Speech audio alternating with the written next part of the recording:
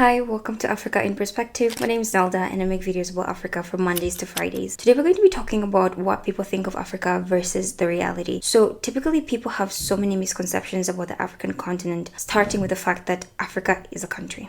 Africa is not a country, Africa is a continent, and as a matter of fact, Africa is the most diverse continent in the world. Africa has over 3,000 different languages spoken in the continent. We have over 2,000 different tribes. We are considered the most genetically diverse continent in the world as well. So typically when people talk about Africans, they think of my skin color, they think of dark-skinned people with my type of hair, like Fossy hair. But when you look at, for example, the Dinka of South Sudan, and you look at the Igbo from Nigeria, and you look at the Zulu from South Africa, and you look at the Amazigh from North Africa, and the Ethiopians, we all look very different. But typically people just assume that Africa is this one monolithic continent which has people that just look alike and they do the same thing and they have the same foods and they have this one national language while we're even a continent. So that is the very first misconception that I think is important to address, because when we ignore the diversity of Africa as a continent, we end up not taking advantage of this just richness in culture. And I think this is also starting to demonstrate itself in things like Afrobeats and Amapiano. When people say, oh, I wanna dance to African music, and they play Amapiano, and I'm like, Amapiano is South African music. I don't feel represented when people play Amapiano and they're talking about African music. Or in the same way, and I love Amapiano, by the way, don't get me wrong. In the same way, I love Afrobeats, but I still don't feel represented when I hear Afrobeats, because I'm like, okay, it's called Afrobeats, but technically speaking, 99% of Afrobeats is Nigerian artists. So this is something that needs to be addressed, in the sense that when we're talking about Africa as a continent, especially because we are the youngest continent in the world, roughly 60% of Africans are under the age of 25, and so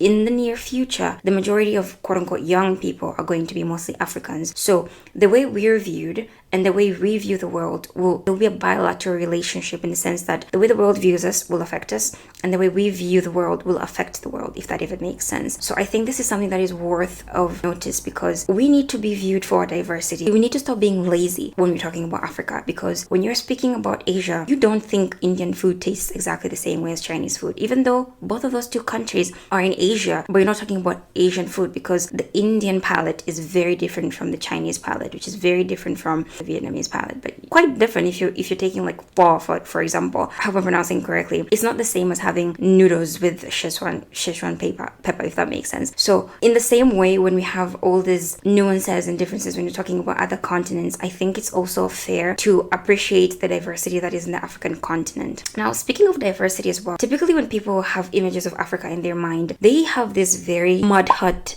poverty images of Africa, and they don't think that Africa also has great infrastructure. Now, I'm one to complain quite a lot about Africa's roads, and God knows that I will always complain about that until we fix our roads and our infrastructure. However, there are certain cities that are already doing an amazing job at modernizing their infrastructure. So if you look at Lagos in Nigeria, or Johannesburg in South Africa, Nairobi in Kenya, if you look at Marrakesh in Morocco, which is absolutely great because they're keeping their traditional styles, but they're still modernizing the city as well. And that's just a few. Even if you look at Accra, for example, in Ghana, they're doing an amazing job. Kigali in Rwanda as well. These are cities that are slowly modernizing. Johannesburg is doing amazing, by the way. But I want people to understand that even though there are mud huts in Africa, even though there are people who live in very scanty and shabby places, in those images that you see of Africa with like a lot of houses with no electricity cramped together, even though that is a reality in some places in Africa, that is not all there is to the continent. There is quite a lot that we have done as a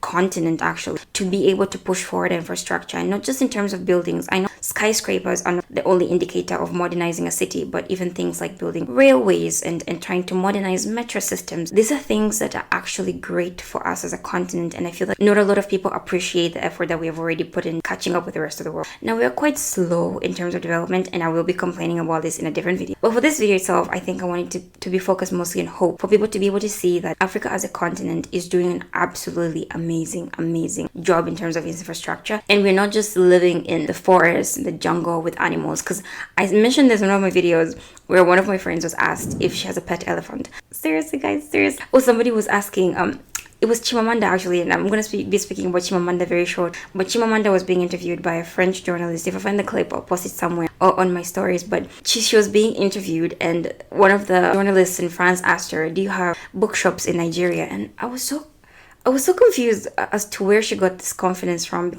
We do have these things. We have libraries, we have nice hospitals that people go to get treatment in. We are modernizing. It's a slightly slower pace, but we are getting there very slowly. And I want people to be able to appreciate that as well. The other thing, because I mentioned Chimamanda and I also mentioned slow development, a lot of people think Africans are slow in the head. People think we have very low IQs and that we're stupid. And I did a video about this a few months ago talking about why people think Africans have low IQ. And there was an image that I picked up. It was done by some statistician somewhere in the world. They painted a map of the world and Africa was so red, showing that we had the lowest IQ. And in my mind, I just sat there and was like, who even took the time to measure those IQs? Because I've never been asked about I've done IQ tests because my ego and we just wanted to know.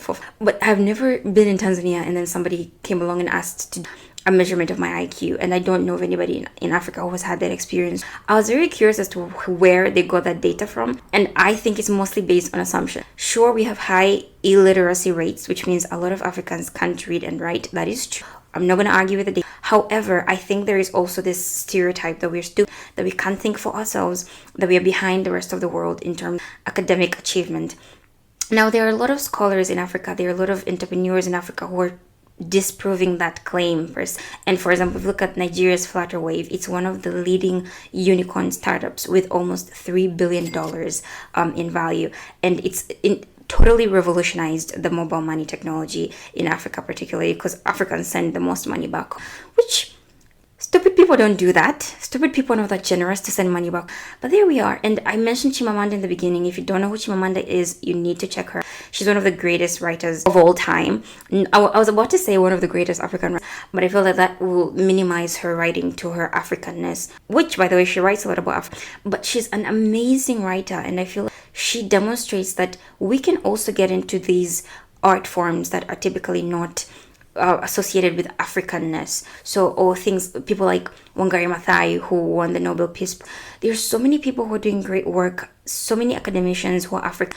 And I think this is also something that I'm doing by myself, is that even when I feel I don't want to put myself out there, I am putting myself out there because I feel as a young African child, I didn't have too many role models to look up to. Every time I wanted to look at the world's most powerful women, they were always white women, and I love them. Shout out to them because they were my role. But I always felt like I wanted somebody to look like me, to be there, so that I can have an image of them and be like, she could make it, and she has dark skin like me and hair like mine, I can make it as well. So I think it's important to have these conversations because wrong perceptions about Africa are not only affecting Africans, but they're also affecting the opportunities that the rest of the world has to engage with Africa. So a lot of people are not investing in Africa, which is beyond me because we have so many resources. Not that we want you to come and take advantage of us, but I think it's going to be good for us as a continent to do our absolute best to ensure that any stereotypes or misconceptions that people have of us are thwarted, because eventually that is going to help us with our own self-image, and also it will help the world see us in a much better and positive light. And hopefully that will bring foreign investments. Hopefully that will help with all the racism that other Africans face, especially when they're away from home. And so that is literally all for this video today. So thank you so much for watching. Feel free to just subscribe, to like, to comment, to share, and all that. And you'll see me in the next video. Bye.